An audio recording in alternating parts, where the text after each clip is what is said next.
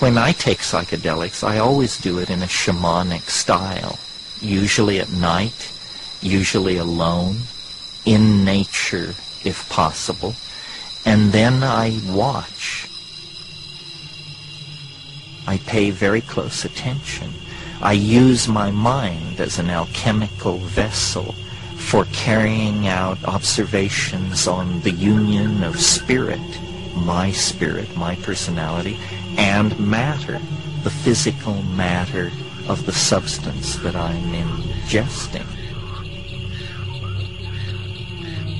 Nothing in human experience is as much like the singularity as a psychedelic experience. In a way, it's a microcosmic anticipation of this macrocosmic event in history. When we take psychedelics, we undergo a mini apocalypse, a mini revelation, and it positions us then for these larger events in the historical time stream.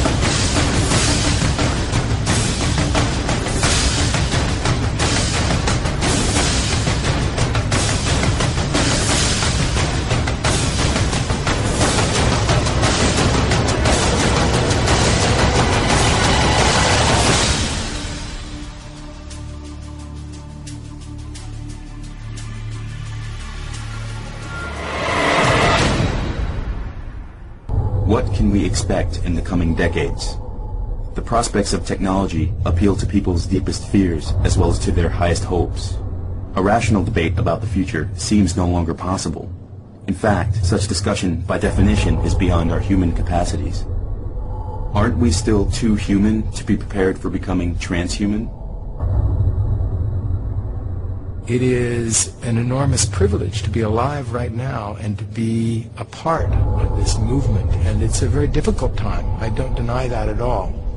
I look at it more as a birth pain, that here is this change that's occurring and we're coming down the birth canal and there's blood around and it's a difficult process, but it's a birth that is occurring. It's not a death.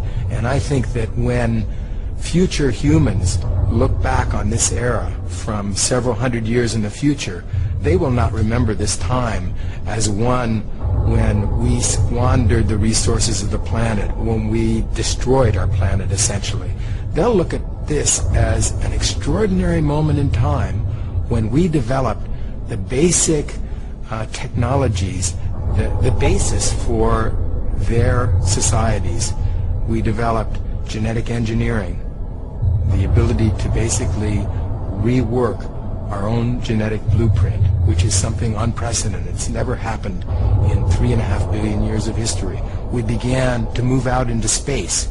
For 3.5 billion years, life, all of life, has been constrained to this thin film on the surface of the planet. And now, quite suddenly, in just an instant in time, we're moving out towards the universe. And the third thing that has occurred in our era is artificial intelligence, computers. Suddenly, non-living material is beginning to achieve a level of complexity that rivals that of life itself. So these are three things that are absolutely unprecedented in the history of life, and they're occurring now. And is it any surprise that this is something that is jarring and shaking up the environment and causing extinctions? This is going to provide the basis not just for the next 100 years, but for thousands of years, tens of thousands, if not millions of years. And I see a long future stretching out ahead.